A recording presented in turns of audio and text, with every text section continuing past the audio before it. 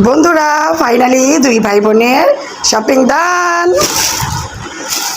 এটা জিসানের, দেখিয়ে দাও তো জিসান কি কি নিল।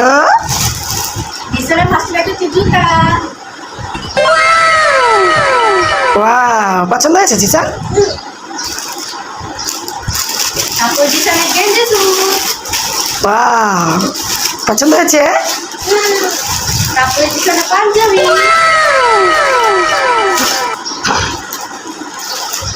তারপর জিসানের গেঞ্জি স্যুট। বাহ, এই স্যুটটা তো খুব সুন্দর।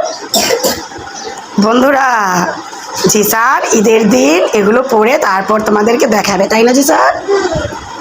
এবারে জান্নাত।